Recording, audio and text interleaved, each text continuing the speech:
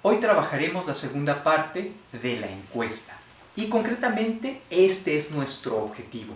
Vamos a revisar cuáles son algunos de los principales lineamientos que se aplican en la construcción de un cuestionario que será utilizado durante una encuesta. Muy bien.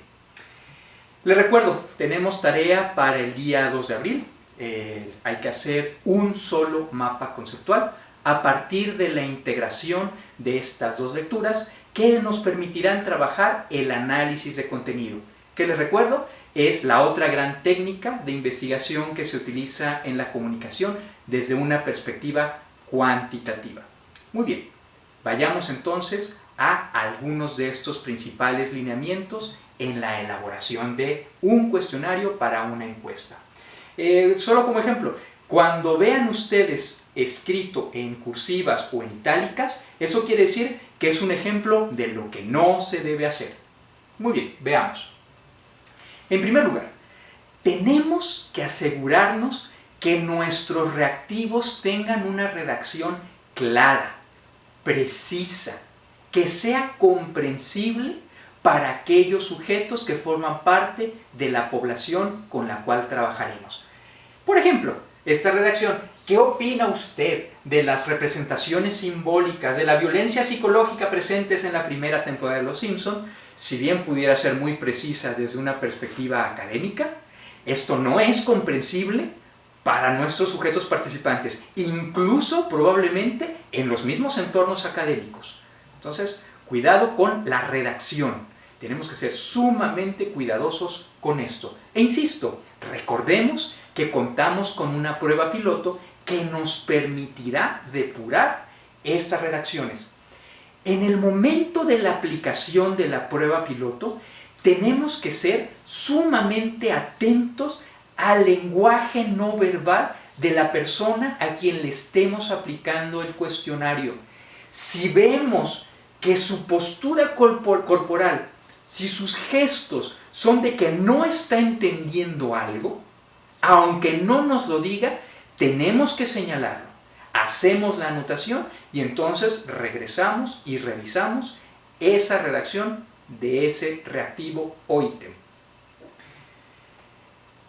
El siguiente punto. Es necesario hacer preguntas precisas. ¿Qué es lo que queremos saber? Eso que queremos medir, plantearlo entonces con toda precisión. No le podemos preguntar a la gente entonces, ¿ve usted Netflix? Si lo he visto, ¿qué quieres saber? Si alguna vez he visto Netflix, si lo he visto recientemente, tengo que ser muy preciso. Y entonces definimos lo que queremos medir. En este caso, durante la última semana, ¿has visto alguna película en Netflix? ¿Sí o no? Así de claro y así de precisa tiene que ser la redacción. ¿Cuántas películas has visto en Netflix en la última semana? ¿O en el último mes? ¿O en la noche anterior? Eso depende de la variable que estemos midiendo. El punto es que haya suficiente precisión. Y también vale la pena que hagamos una revisión a la escala que tiene esta variable.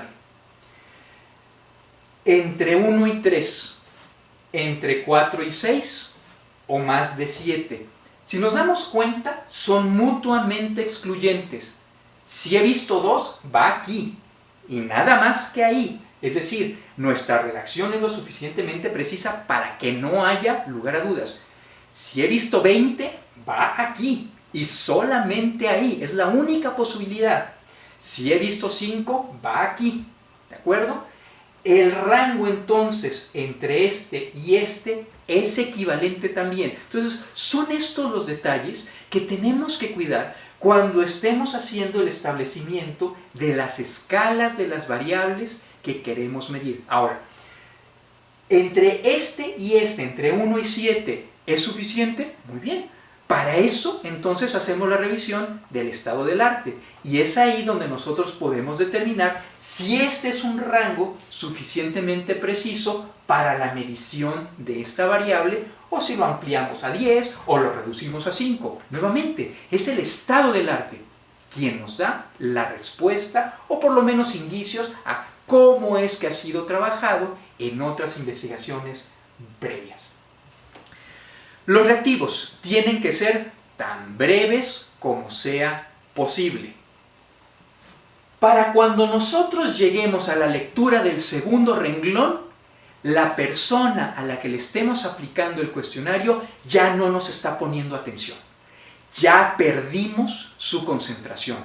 Y lo que sea que nos conteste al final de esta larguísima pregunta no nos va a servir para nada, porque hay un problema de diseño en el ítem. No pueden hacer así de largos las redacciones de los ítems o nuestros reactivos. Tienen que ser mucho más precisos. Y nuevamente, puede tratarse de una redacción que sea académicamente muy precisa, pero en este momento no es ese nuestro objetivo. Nuestro objetivo es levantar información con la menor cantidad de sesgos que sea posible, y en este caso, sesgos derivados del diseño mismo del cuestionario. Por favor, evitemos entonces hacer ítems o reactivos así de largos. Incluso cuando sea una autoaplicación, tampoco. Pasa algo muy parecido. ¿De acuerdo? Entonces, mucha atención en esto. Y lo reitero, este es un ítem, un reactivo, cuya redacción es demasiado larga. Luego, hay algunas variables con las que no tenemos por qué meternos. No nos interesa. Y recordemos lo que habíamos trabajado desde un punto de vista ético. No hacer daño. Un cuestionario puede detonar alguna respuesta en el pasado de nuestros sujetos participantes, sin que nosotros seamos conscientes de ello. Entonces, preguntas de este tipo no se trabajan en encuesta. Si por alguna razón fueran importantísimas estas variables para nuestro trabajo, no es la técnica la encuesta. Esto se trabaja, en todo caso, en entrevista en profundidad, pero no en encuesta. Estas variables no se deben trabajar, la sugerencia de los libros es que no sean trabajados en encuesta, por varias razones. Primero, lo que ya dije, vamos a provocar un malestar, y ese malestar puede detonar una gran variedad de reacciones emocionales en nuestros sujetos. Y segundo, probablemente no nos contesten, y si nos llegan a contestar algo, lo más probable es que no sea cierto. Aplicado esto en un cuestionario tiene muy poca validez metodológica, por estas razones que ya he mencionado. Entonces, insisto, variables así de delicadas no son para ser trabajadas en encuesta, son para ser trabajadas en todo caso en una entrevista donde hayamos construido una relación de confianza y donde minimicemos tanto como sea posible el riesgo de que las personas no nos contesten con la verdad. Hay una tendencia natural a esto que también ha sido muy trabajada. No prejuzgar. Este es otro asunto muy importante. Aquí estamos dando por hecho que ven telenovelas. Es cierto que esto está aislado, pero en todo caso habría que tener un reactivo previo que primero pregunte: ¿ve usted telenovelas con frecuencia? ¿Acostumbra usted ver telenovelas? Y si la respuesta es sí, entonces aplicamos este ítem, este asunto. Si la respuesta es que no, ni siquiera pasamos por acá. Muy bien, esto es importante. El brincarnos algunos ítems o reactivos a partir de respuestas anteriores se conoce como lógica en el flujo del cuestionario. No tendría ningún sentido que nosotros aplicáramos este reactivo a personas que no ven telenovelas.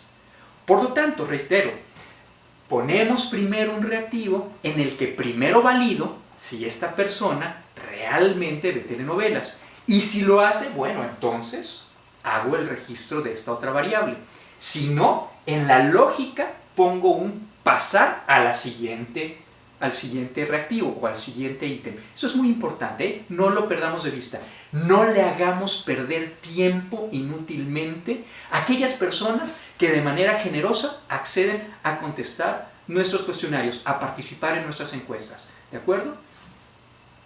El siguiente asunto: no inducir las respuestas. Ustedes se sorprenderían de la cantidad de reactivos que son redactados de tal manera en que se induce una respuesta. Por ejemplo, todos sabemos que los movimientos sindicales en México son un problema. Ahí ya estamos estableciendo un prejuicio. Estamos diciéndole a nuestro sujeto participante que los sindicatos son malos. Lo cual aquí hay varios problemas. Y luego le pregunto qué opinión tiene sobre el movimiento magisterial sindical. Claro que va a estar sesgada la respuesta, porque primero hemos establecido un prejuicio en términos de aquello que podemos nosotros medir con la siguiente parte del reactivo. Entonces, hay que ser sumamente cuidadosos con la manera en la cual redactamos nuestros ítems. Y me parece que sería momento en que hagamos una pausa. ¿Les parece? Vamos entonces a registrar nuestras dudas y las compartimos en el grupo de Facebook. Una pausa. Otro asunto importante en el diseño de nuestro cuestionario es este: un ítem debe medir una variable. Un reactivo corresponde a una variable. Por ejemplo, en este reactivo, ¿con qué frecuencia ve usted televisión y escucha la radio? No hay manera de que nuestros sujetos puedan contestar a este reactivo. ¿Qué es lo que quiere saber?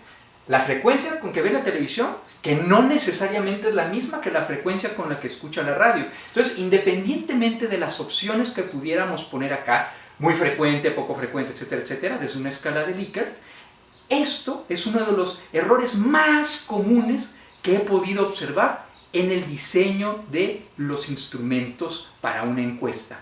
El tratar de poner 2 o 3 o 4 o hasta más variables en un solo reactivo con una sola escala. Ahora, esto no quiere decir que no se puedan hacer varios reactivos juntados, comprimidos en una tabla, pero entonces cada variable tiene su propia escala y no como en este caso, que las dos variables compartirían una misma escala. Entonces, recordemos, como regla general, vamos a tratar de cuidar mucho esto: no poner más de una variable en cada reactivo. Simplemente la reiteración de lo anterior.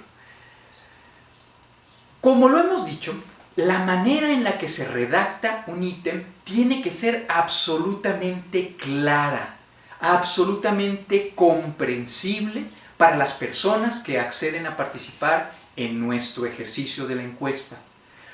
Por lo tanto, el redactar con negativos dificulta la comprensión de lo que queremos medir. Por ejemplo, ¿cuáles cree que son los candidatos presidenciales que no presentan una propuesta en torno a la diversidad? Ese no puede generar una gran cantidad de confusiones. Entonces, tratemos de evitar esto. Vamos a hacer, lo repito, redacciones claras, precisas y en la medida de lo posible en un sentido positivo, evitando entonces las negaciones. Lo siguiente también es muy importante. No importa que los sujetos participantes sean compañeros de nosotros, no importa que puedan ser incluso nuestros amigos, tendremos que tener una redacción que evite el uso de este tipo de términos. Vamos a tratar entonces de evitar esos términos coloquiales, porque al final lo que nos hacen es perder precisión. Y cada vez que hacemos una redacción en la que perdemos precisión, elevamos el riesgo de nuestro sesgo introducido por el instrumento. Entonces, evitemos estas frases y términos coloquiales. Insisto, aún en el caso en el que la población esté dada por personas que puedan ser nuestros compañeros o nuestros amigos, como puede ser el próximo semestre en el trabajo que seguramente algunos de ustedes realizarán sobre la medición de los consumos culturales en los estudiantes de la facultad. Esta es una reiteración de algo que ya habíamos comentado. Vamos a tratar de evitar términos científicos, es decir, Si ya hemos seguido todo el procedimiento de revisión de marco teórico, de revisión del estado del arte, pues lo más probable es que estemos empapados de la terminología científica a partir de la cual se describen los fenómenos que estamos estudiando. Y puede ser que se nos escape esto, entonces tenemos que ser sumamente vigilantes de lo que estamos poniendo y cómo lo estamos poniendo. Nuestros sujetos participantes no han hecho nuestra revisión de estado del arte, no han trabajado el marco teórico que nosotros ya trabajamos. Entonces, vamos a cuidar esto y vamos a evitar el uso de términos de la jerga científica. ¿De acuerdo? Entonces, mucha atención en esto.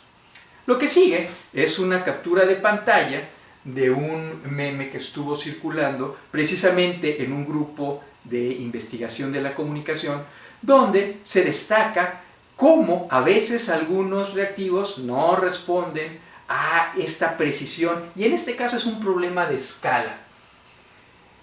Por favor, identifique su orientación sexual. Bueno, para empezar ya habíamos dicho que aquí este tipo de variables es preferible trabajarlos más desde una perspectiva cualitativa y no tanto cuantitativa, pero bueno, supongamos que vamos a trabajarlo cuantitativamente. Este valor no corresponde con esta variable. Entonces, vamos, simplemente lo comparto a partir de algo que ha sido mencionado en uno de estos grupos en los que participo. Y sí, esto es un meme académico. Hagamos una pausa, entonces, antes de que pasemos a la revisión de las partes que integran el cuestionario de una encuesta. Anota, por favor, tus dudas y enseguida continuamos. ¿Qué partes entonces integran nuestro cuestionario? Vamos a revisarlo. En primer lugar, el rapport. Se trata de ese encabezado en el que ponemos: hola, soy estudiante de la Facultad de Ciencias de la Comunicación. Estoy haciendo un trabajo sobre los consumos culturales en la facultad. Te agradecería mucho que colaboraras contestando el siguiente cuestionario. Muchas gracias. Todas tus respuestas serán confidenciales y tratadas con fines estrictamente académicos. Bueno, todo eso que está en la parte superior, en la redacción, y no importa si es administrado por el encuestador o es autoadministrado, como sea, hay que leerlo, determina para qué es el trabajo que estamos haciendo. Es indispensable poner un rapport. Y mucho más si se trata de un ejercicio de encuesta en línea. No es correcto metodológicamente simplemente contéstenme este cuestionario. ¿Es un cuestionario de qué? ¿Quién eres? ¿Qué propósito persigues? ¿De qué se trata? ¿Cuál es el tema? ¿Cuánto tiempo me va a tomar contestar el cuestionario? Es importantísimo entonces que cuando sea el momento de la aplicación de sus instrumentos, si deciden hacerlo en línea, en mi clase o en futuras asignaturas o en su maestría o en doctorado o trabajando para algún cliente, no avienten simplemente el contéstame esta encuesta. Para empezar, que no es la encuesta, es el cuestionario. ¿De acuerdo? Tiene que haber siempre, lo reitero, una presentación de quiénes somos nosotros, en qué institución nos estamos formando o para quién estamos trabajando, cuál es el propósito de este trabajo que vamos a hacer, de qué manera van a ser tratados los datos que nosotros recopilemos, etcétera, etcétera. Eso, por lo tanto, es el rapport. Y nunca hay que obviarlo. Siempre hay que hacer la lectura o la presentación de este rapport. Entonces, en la primera parte, eso es lo primero que se pone. Luego, se suelen poner todos los indicadores, todas las variables sociodemográficas que nosotros consideremos, a partir de la revisión del estado de la cuestión, que sean adecuadas o relevantes para ese fenómeno que estemos trabajando. Entonces, primero el rapport y luego los datos sociodemográficos. Y luego vamos poniendo los reactivos que tienen que ver con asuntos menos sensibles, menos complicados, y luego ir incrementando la complejidad. ¿De acuerdo? ¿Por qué razón?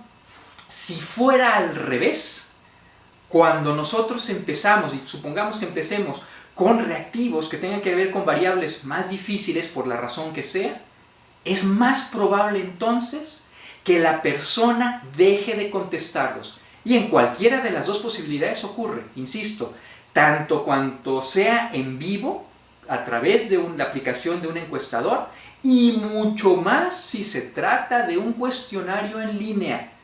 Todos aquellos cuestionarios entonces que son dejados a la mitad o parcialmente contestados, probablemente se deba a problemas en el diseño del instrumento. ¿De acuerdo? Entonces, hay que ser muy conscientes de esto. Lo siguiente que vamos a trabajar tiene que ver con el formato del cuestionario, en este caso cuando lo hacemos en una aplicación en papel. ¿De acuerdo? Como podemos ver, cada uno de los ítems está numerado. Y aquí voy a recordar algo que ya había mencionado. Si se trata de un instrumento que sea aplicado por un encuestador, esta variable nunca se pregunta. El encuestador debe registrarlo a partir de su percepción. En el extremo de la derecha, lo que tenemos es lo que se conoce como la columna de codificación. Es decir, supongamos que es un cuestionario administrado por encuestador. Si es hombre, ponemos el número 1. Si es mujer, ponemos el número 2. Pueden invertirse, no pasa nada. Esto lo especificamos nosotros. Y si no se puede determinar, que es otra posibilidad, entonces se pone el número 9. Esta es una convención. El número 9 se conoce como valores perdidos. Es decir, que no corresponden con lo que estamos tratando de medir en esta variable. No podemos determinar si es hombre o mujer. Si esa es la situación, entonces colocamos el número 9. Y como lo pueden ver en las referencias en inglés, a eso se le conoce como missing values. Y es importante establecer esta convención, seguir esta convención, porque el software de análisis que nosotros empleemos para el procesamiento de nuestra encuesta, que puede ser NSSS, SPSS o algún otro software similar, tiene como parte de sus opciones la codificación de los valores perdidos. Entonces, en la medida en la que nos ajustemos a estas convenciones, reducimos la posibilidad de algún error en el procesamiento de nuestros datos. Luego, la siguiente variable tiene la intención de medir precisamente esto que se expresa. ¿Cuántos años cumplidos tiene? 18, 23, 19. Y es esto lo que anotamos entonces en el cuadro de codificación. En el caso de este reactivo, entonces, se registra acá, perdón. Luego, el tercer ítem en este ejemplo. ¿Está usted enterado de que habrá elecciones en el mes de julio de este año? Es junio, perdón, en este año es junio. Si sí sabe, 1. Si no sabe, 2. Y si no nos contestó, que puede no contestarnos, recordemos esto, no podemos forzar la participación de una persona y alguien puede decirme, no te quiero contestar eso y tenemos que respetarlo, entonces se pone, por ejemplo, el número 3 o podemos optar por el número 9 como valor perdido. Reiteraré entonces esto, la codificación se trata del proceso a partir del cual a cada uno de los ítems le asignamos su correspondiente valor numérico. Este valor numérico, que insisto, luego será procesado a partir de este software, como puede ser los que ya he mencionado o cualquier otro. Y aquí hay algunas anotaciones interesantes a partir del ejemplo anterior. Los tipos de variables, es decir, todo lo que hemos trabajado en sesiones anteriores sobre los tipos de variable, en este momento me es de utilidad. Sabemos entonces que la variable sexo es una variable de tipo nominal, no hay ninguna jerarquía y es por eso que pueden invertirse los valores y no pasa absolutamente nada. Por eso, porque es una variable nominal. Si fuera una variable ordinal, por ejemplo, nivel de estudios, en ese caso el orden sí importa y entonces no podríamos hacer estos ajustes que en este caso sí podemos hacer. Esta es una variable de razón. Recordemos, el 0 implica la ausencia de lo que estamos midiendo. El 0 no es arbitrario. El que anotemos 0 implica que no está lo que estamos midiendo. Y esta es otra variable de tipo nominal. ¿De acuerdo? Por lo tanto, el sí y el no podrían invertirse en sus valores de codificación. Lo que se recomienda es que no se haga la codificación durante la aplicación de la encuesta, sino que se registren las respuestas y después regresamos sobre todos los instrumentos y entonces vamos a hacer la codificación. Reitero esto, más bien, les comento esto. Todos estos códigos que nosotros empleamos para la codificación de cada uno de nuestros ítems debe estar claramente registrado, variable por variable e ítem por ítem, en nuestro cuaderno de codificación. Es ahí donde nosotros sabremos, por ejemplo, a la hora que terminemos, vamos a encontrarnos en este ítem 1, 1, 2, 1, 1, 1, 2, 2, 1, 1. ¿Qué es 2 y qué es 1? Ah, muy bien. Me voy al cuaderno de codificación y es ahí donde me permite encontrar cuál es el valor correspondiente para cada uno de los códigos que nosotros empleamos acá. ¿Por qué es esto? Porque hay software que no está del todo actualizado, pero que se sigue utilizando como SPSS, que solamente procesa valores numéricos. Excel no, Excel es más flexible. En Excel podemos registrar H o M y luego pedirle la frecuencia de H o M y lo hace. Sin embargo, otros softwares, insisto, que no tengan valores numéricos, podemos tener problemas. Entonces, esta es la razón por la cual nosotros hacemos esta codificación y anotamos todos estos valores correspondientes en nuestro cuaderno de codificación. Vamos a hacer una pausa, vamos a ver si hay alguna duda y enseguida continuamos. Haciendo entonces una recapitulación de lo que acabamos de discutir, nos encontramos entonces con que hay dos etapas por lo menos. La primera, la que tiene que ver con la aplicación de los instrumentos, y la segunda, con la codificación de las respuestas, insisto, a partir de los códigos que tengamos registrados en nuestro cuaderno de codificación. Esto, insisto, si hacemos la aplicación en papel. Si la hacemos en línea, no tenemos que hacer un proceso de codificación. Automáticamente estas plataformas nos permiten descargar las bases de datos que pueden ser en formato de Excel o de SPSS o algún otro y procesarlas de manera directa. Entonces, hacer la aplicación de nuestros instrumentos en línea tiene esa enorme ventaja. Podemos conocer prácticamente en tiempo real cuáles son las tendencias que podemos observar a partir de los instrumentos que han sido contestados.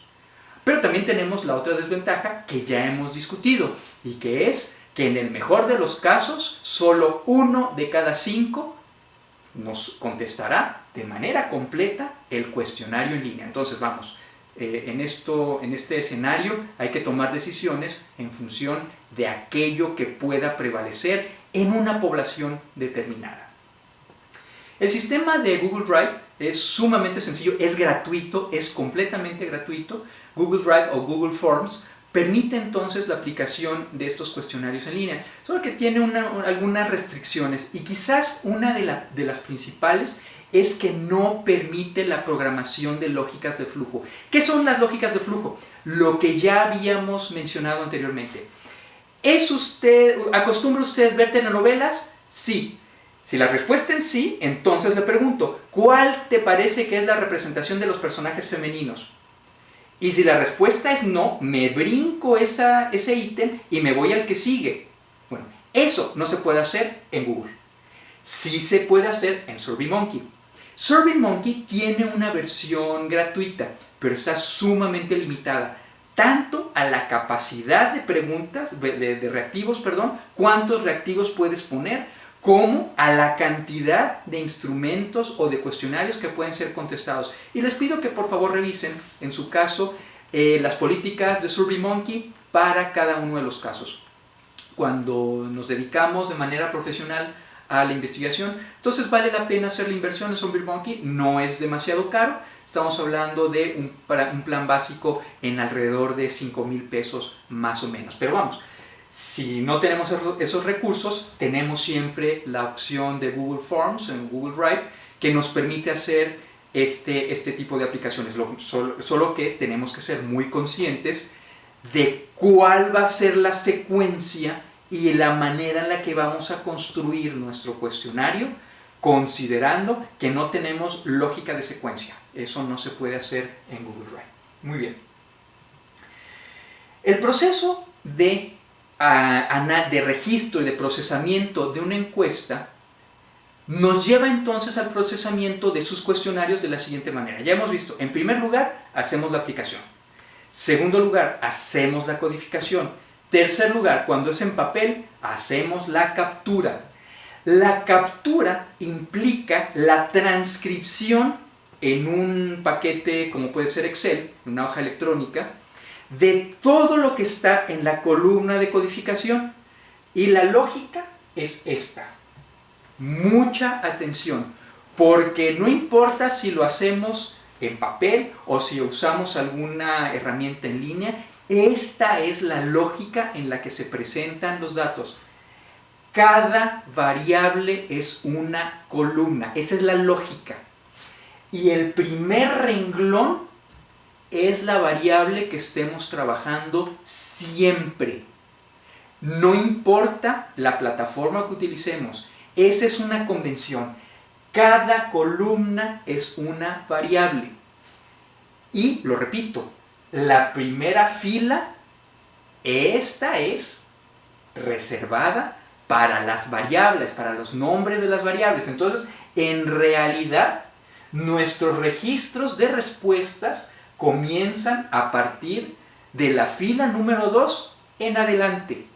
No perdamos de vista eso, es muy importante que respetemos estas convenciones.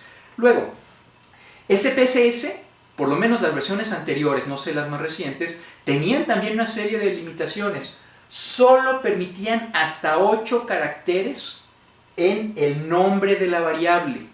Solo 8 caracteres. Y no podía ser cualquier carácter, solo podían ser letras o números, ni siquiera caracteres especiales. Entonces, si van a trabajar en algún estudio y no están seguros con qué paquete va a ser utilizado para el procesamiento estadístico de los datos recogidos con una encuesta, entonces les sugiero que nos ajustemos al mínimo, y ese mínimo es el formato de SPSS, es decir, solamente 8 caracteres, solamente letras y solamente números del 0 al 9, nada más.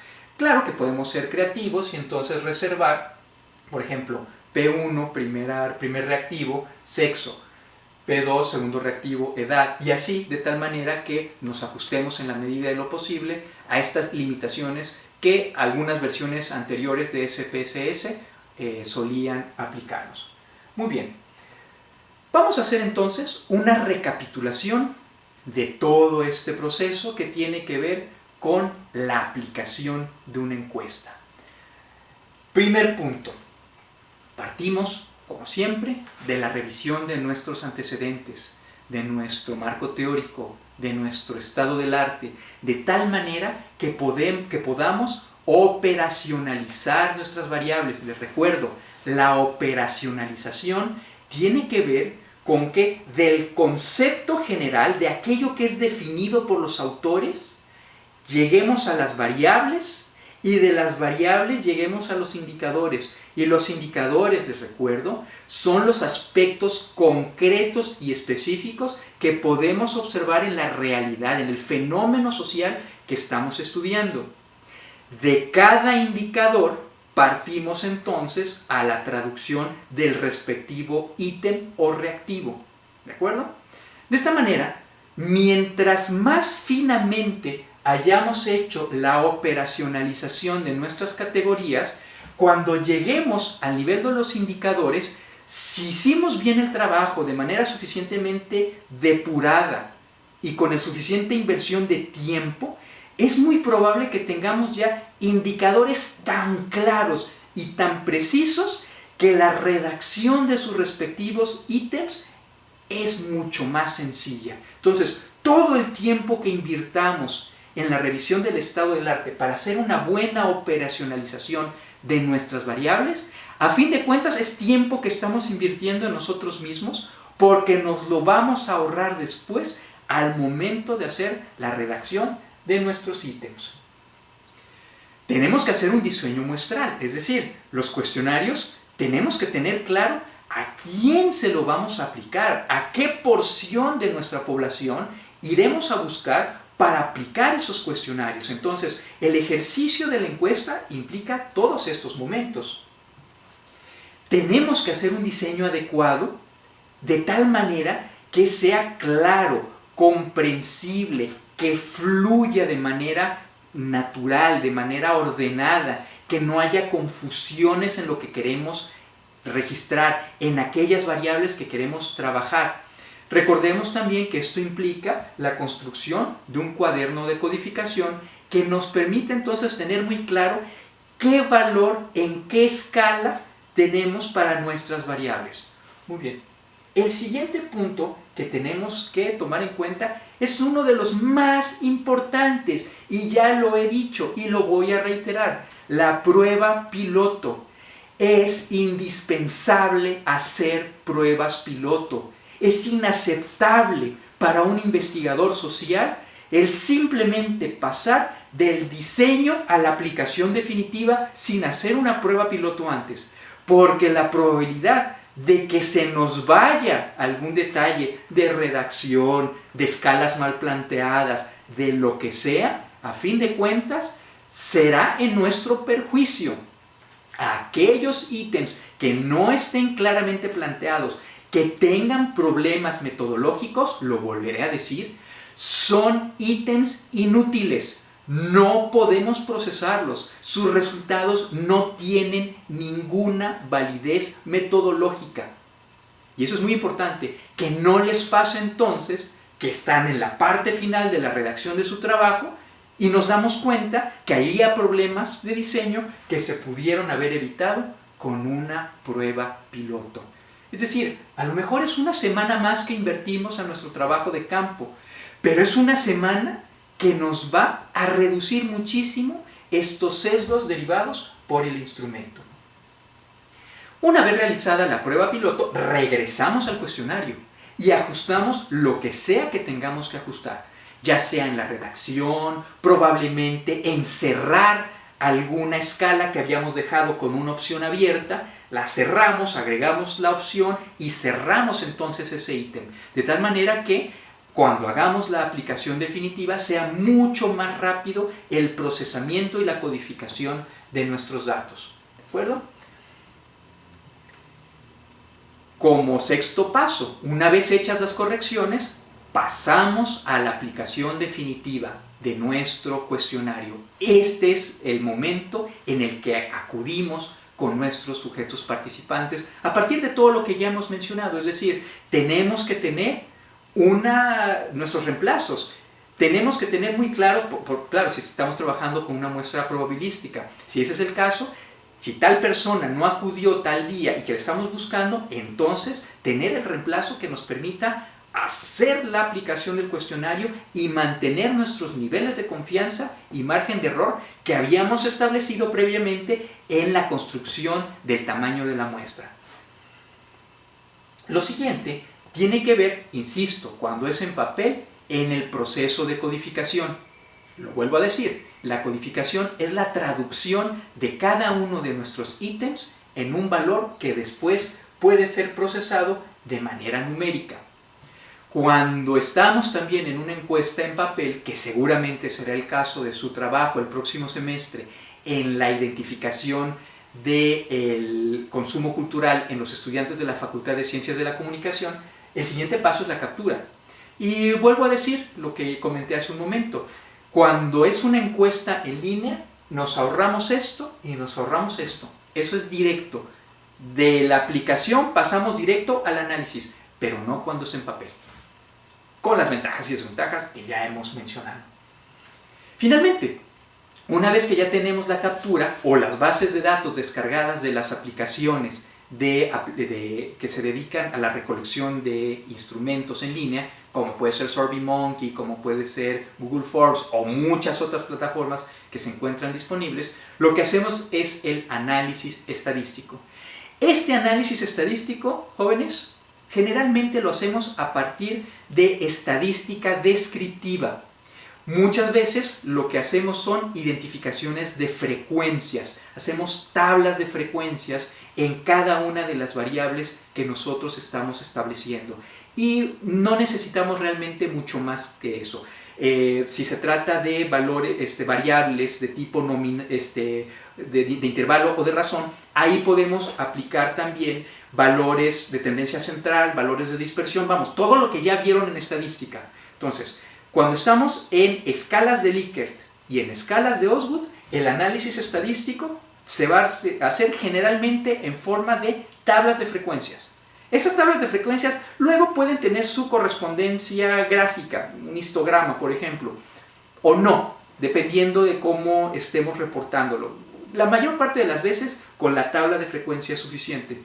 Si estamos trabajando, insisto, con variables de intervalo o variables de razón, en ese caso podemos aumentar nuestro análisis estadístico hacia medidas de tendencia central, media, mediana, moda, medidas de dispersión, básicamente la desviación estándar, y con eso hacer entonces un reporte desde la estadística descriptiva. Y en términos de las investigaciones que hacemos en el campo de la comunicación en ciencias sociales, no solemos necesitar mucho más que eso. Por lo tanto, en términos estrictamente de lo que necesitamos, no hace falta SPSS. Con Excel podemos hacer este análisis y eso lo trabajaremos el próximo semestre. Finalmente, una vez que hemos pasado por todo este camino, pasamos a la interpretación de nuestros resultados. Y en esta interpretación regresamos a nuestros antecedentes. ¿Qué habían dicho nuestros autores en sus definiciones conceptuales de esas categorías? Bueno, vamos entonces a interpretar nuestros resultados a la luz de esas definiciones conceptuales. ¿Qué significan esas tablas de frecuencias a partir de lo que habíamos establecido previamente en el marco teórico, por un lado? Y por el otro, nuestros resultados. ¿Qué tanto se parecen o no a estudios previos?